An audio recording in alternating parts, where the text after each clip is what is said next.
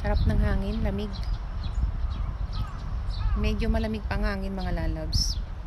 Kasi ang start ng tag-init dito sa June pa. Summer.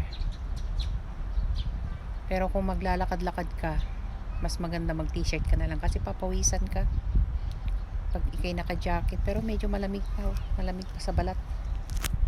Malamig yung hangin. Pero ano naman, kaya na.